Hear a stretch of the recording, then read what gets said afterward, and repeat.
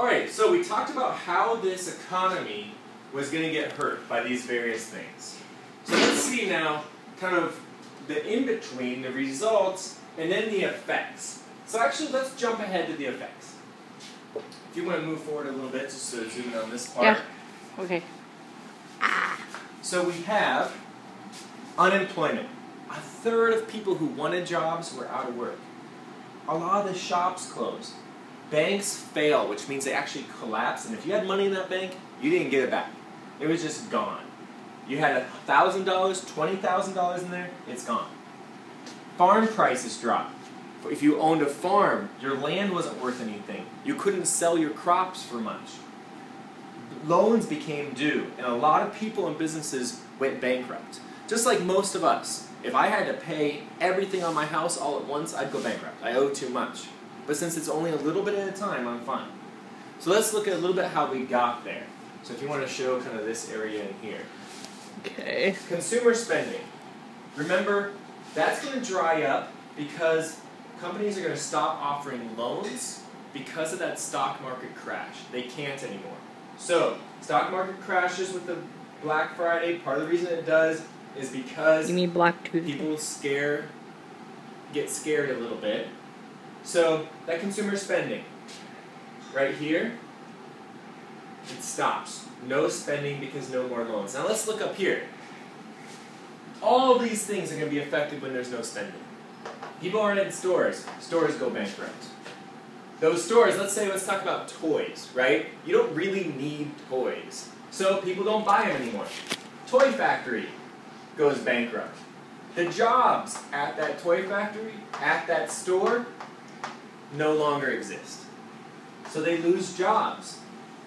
So all three of these are major going to fall down just because of consumer spending and loans. Those loans come due. That's going to hurt the banks because people aren't going to be able to pay off their loans. So that's a problem over here.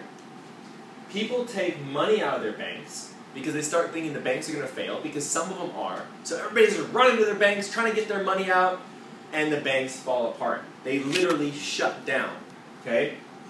Take money out of banks and they stop paying their loans. That hurts those banks. They need that money back. It's like if I loan you $30, I'm expecting you to pay me back because I need that $30 to go do something else with.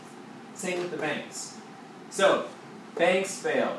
All these things come apart. This wall here that was built up with this terrible foundation just crumbles, falls into a pile. And this is the Great Depression. Okay? All because we built it in a really unstable footing. So, now let's zoom in just this green and blue part as much as we can. And if you just get my hand, that's fine. Okay. So, how are we going to fix it? Hoover was the president during this time. He doesn't do nearly enough. And he's still considered kind of a failure as a president because he didn't do enough. Roosevelt, F.D. Roosevelt, Franklin Delano Roosevelt, not to be confused with Teddy Roosevelt, has this thing, and this is a vocab word, the New Deal. And we have 3 R's that go along with that. To fix problems of the past, people who are already suffering, you have relief. Like if you think about a hot day, you're already hot. You get a glass of water, right?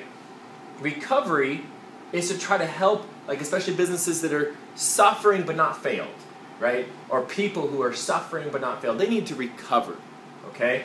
So keep more people from being hurt. That's in the present. And then in the future, we don't want anything to happen like this again, so that's reform. So you got relief, recovery, and reform. Let's go to some examples. Relief, they literally gave some poor people money. We don't think of it much, but the welfare system that we have now did not exist. So during this time, that's one of the big things that happened. Literally giving people money, giving people handouts to try to help them out. All right? Recovery. They would do things, they would literally hire massive numbers of people to build roads, a lot of our parks, like you'll even see signs today called WPA Park, exist because of this time period. Then we have reform, rules, especially for those banks. Like, hey banks, you can't just take everybody's money and spend it on crappy investments. If you do, you're going to get in trouble. All right? So we have rules, much more rules for these banks. Another thing, they have to, if they follow those rules, they get basically free insurance from the federal government. So now, if you put your money in the bank, in a savings account, the federal government insures it up to $200,000. So if your bank fails, government's going to pay for what you lose. So we have all these things work together. But here's the problem. None of it did enough. None of these are the reason why we got out of the Great Depression. They came close. People say they helped. There's a lot of debate among historians about how much help they did. Here's the thing that did it. Spending. In World War II.